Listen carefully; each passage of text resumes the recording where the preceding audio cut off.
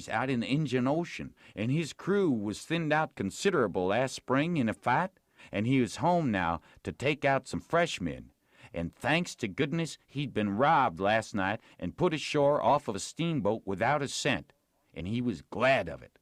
It was the blessedest thing that ever happened to him, because he was a changed man now and happy for the first time in his life. And poor as he was going to start right off and work his way back to the Indian Ocean and put in the rest of his life trying to turn the pirates into the true path. For he could do it better than anybody else, being acquainted with all pirate crews in that ocean. And though it would take him a long time to get there without money, he'd get there anyway. And every time he convinced a pirate, he would say to him, "Don't you thank me. Don't you give me no credit. It all belongs to them dear people in Polkville camp meeting, natural brothers and benefactors of the race, and that dear preacher there, the truest friend a pirate ever had." And then he busted into tears, and so did everybody. Then somebody sings out, "Take up a collection for him! Take up a collection!" Well, a half a dozen made a jump to do it, but somebody sings out, "Let him pass the hat around." Then everybody said it, the preacher too. So the king went all through the crowd with his hat, swabbing his eyes and blessing the people and praising them and thanking them for being so good to the poor pirates away off there. And every little while, the prettiest kind of girls, with the tears running down their cheeks, would up and ask him would he let them kiss him for to remember him by. And he always done it. And some of them he hugged and kissed as many as 5 or 6 times. And he was invited to stay a week, and everybody wanted him to live in their houses and said they'd think it was an honor. But he said as this was the last day of the camp meeting, he couldn't do no good. And besides, he was in a sweat to get to the Indian Ocean right off and go to work on the pirates. When we got back to the raft and he come to count up, he found he had collected $87.75. And then he had fetched away a 3-gallon jug of whiskey, too, that he found under a wagon when he was starting home through the woods. The king said, take it all around, it laid over any day he'd ever put in the missionary line. He said it weren't no use talking. Heathens don't amount to shucks alongside of pirates to work a camp meeting with. The Duke was thinking he'd been doing pretty well till the king come to show up, but after that he didn't think so much. He had set up and printed off 2 little jobs for farmers in that printing office, horse bills, and took the money, $4.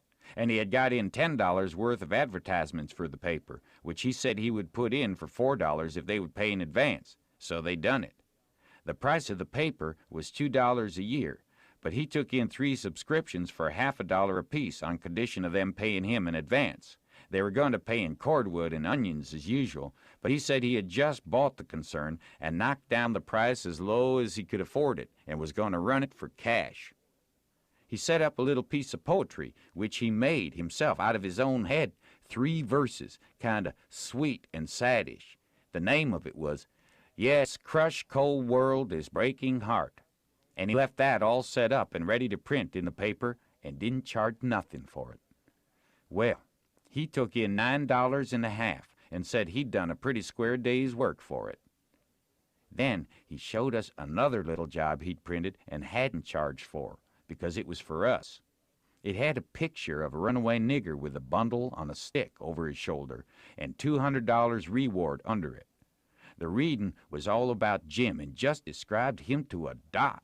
It said he run away from St. Jack's Plantation, 40 miles below New Orleans, last winter, and likely went north, and whoever would catch him and send him back, he could have the reward and expenses. "Now," says the Duke, "after tonight, we can run in the daytime if we want to. Whenever we see anybody coming, we can tie Jim hand and foot with a rope and lay him in the wigwam and show this handbill and say we captured him up the river and we're too poor to travel on a steamboat, so we got this little raft on credit from our friends and are going down to get the reward. Handcuffs and chains would look still better on Jim, but it wouldn't go well with the story of us being so poor. Too much like jewelry. Ropes are the correct thing. We must preserve the unities, as we say on the boards." We all said the Duke was pretty smart, and there couldn't be no trouble about running daytimes. We judged we could make miles enough that night to get out of the reach of the powwow we reckoned the Duke's work in the printing office was going to make in that little town. Then we could boom right along if we wanted to. We laid low and kept still, and never shoved out till nearly 10 o'clock. Then we slid by, pretty wide away from the town, and didn't hoist our lantern till we was clear out of sight of it. When Jim called me to take the watch at 4 in the morning, he says, "Huck, does you reckon we gwine to run across any more kings on this trip?" "No," I says, "I reckon not." "Well," says he, "that's all right then. I don't mind 1 or 2 kings, but that's enough. This one's powerful drunk, and the Duke ain't much better." I found Jim had been trying to get him to talk French so he could hear what it was like, but he said he had been in this country so long and had so much trouble he'd forgot it. Chapter 21. An Arkansas Difficulty. It was after sunup now, but we went right on and didn't tie up. The king and the Duke turned out by and by looking pretty rusty, but after they'd jumped overboard and took a swim, it chippered 'em up a good deal. After breakfast, the king, he took a seat on the corner of the raft and pulled off his boots and rolled up his breeches and let his legs dangle in the water so as to be comfortable, and lit his pipe and went to getting his Romeo and Juliet by heart. When he had got it pretty good, him and the Duke begun to practice it together. The Duke had to learn him over and over again how to say every speech, and he made him sigh and put his hand on his heart, and after a while he said he done it pretty well. "Only," he says, "you mustn't bellow out, 'Romeo!' that way, like a bull. You must say it soft and sick and languishy. So, 'Romeo!' That's the idea, for Juliet's a dear, sweet, mere child of a girl, you know, and she doesn't bray like a jackass." Well, next they got out a couple of long swords that the Duke made out of oak laths and begun to practice a sword fight. The Duke called himself Richard III, and the way they laid on and pranced around the raft was grand to see. But by and by the king tripped and fell overboard, and after that they took a rest and had a talk about all kinds of adventures they'd had in other times along the river. After dinner, the Duke says, "Well, Capet, we'll want to make this a first-class show, you know, so I guess we'll add a little more to it. We want a little something to answer encores with anyway." "What's encores, Bilgewater?" The Duke told him, and then says, "I'll answer by doing the Highland Fling or the Sailor's Hornpipe, and you, well, let me see. Oh, I've got it. You can do Hamlet's Soliloquy." "Hamlet's which?" "Hamlet's Soliloquy, you know, the most celebrated thing in Shakespeare. Ah, it's sublime, sublime. Always fetches the house. I haven't got it in the book. I've only got 1 volume, but I reckon I can piece it out from memory. I'll just walk up and down a minute and see if I can call it back from recollection's vaults." So he went to marching up and down, thinking and frowning horrible every now and then. Then he would hoist up his eyebrows. Next, he would squeeze his hand on his forehead and stagger back and kind of moan. Next, he would sigh. And next, he'd let on to drop a tear. It was beautiful to see him. By and by, he got it. He told us to give attention. Then he strikes a most noble attitude, with one leg shoved forwards and his arms stretched way up and his head tilted back, looking up at the sky. And then he beguns to rip and rave and grit his teeth. And after that, all through his speech, he howled and spread around and swelled up his chest and just knocked the spots out of any acting ever I see before. This is the speech. I learnt it easy enough while he was learning it to the king. "To be or not to be, that is the bare bodkin that makes calamity of so long life. For who would fardels bear till Burnham wood do come to Dunsinane, but that the fear of something after death murders the innocent sleep.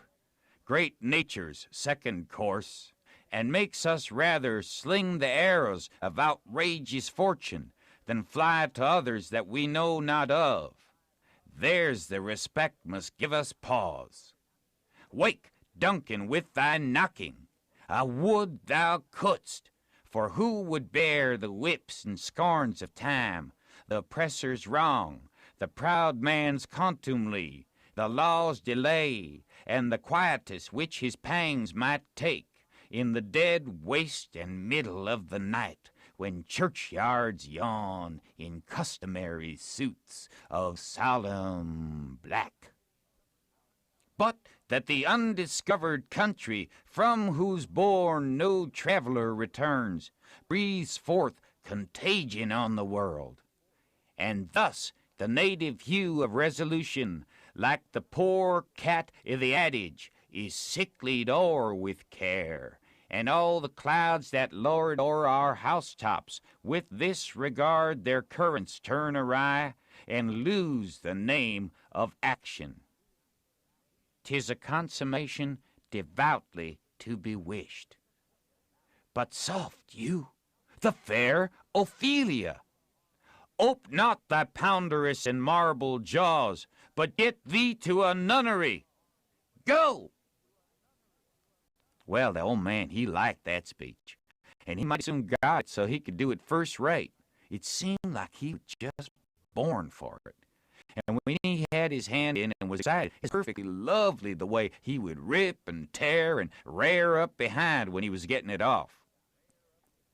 The first chance we got, the Duke, he had some show bills printed. And after that, for 2 or 3 days as we floated along, the raft was a most uncommon lively place, for there weren't nothing but sword fighting and rehearsing, as the Duke called it, going on all the time. One morning, when we was pretty well down the state of Arkansas, we come in sight of a little one-horse town in a big bend, so we tied up about 3/4 of a mile above it, in the mouth of a creek which was shut in like a tunnel by the cypress trees, and all of us but Jim took the canoe and went down there to see if there's any chance in that place for our show. We struck it mighty lucky. There's going to be a circus there that afternoon, and the country people was already beginning to come in all kinds of old shackly wagons and on horses. The circus would leave before night, so our show would have a pretty good chance. The Duke, he hired the courthouse, and we went around and stuck up our bills. They read like this: Shakespearean Revival, wonderful attraction, for one night only. The world-renowned tragedians David Garrick the Younger of Drury Lane Theatre, London, and Edmund Kean the Elder of the Royal Haymarket Theatre, Whitechapel, Puddin Lane, Piccadilly, London, and the Royal Continental Theatres in their sublime Shakespearean spectacle entitled The Balcony Scene in Romeo and Juliet. Romeo, Mr. Garrick. Juliet, Mr. Kean. Assisted by the whole strength of the company. New costumes, new scenery, new appointments. Also, the thrilling, masterly, and blood-curdling broadsword conflict in Richard III. Richard III, Mr. Garrick. Richmond, Mr. Kean. Also, by special request, Hamlet's immortal soliloquy by the illustrious Kean, done by him 300 consecutive nights in Paris, for one night only on account of imperative European engagements. Admission 25 cents, children and servants 10 cents.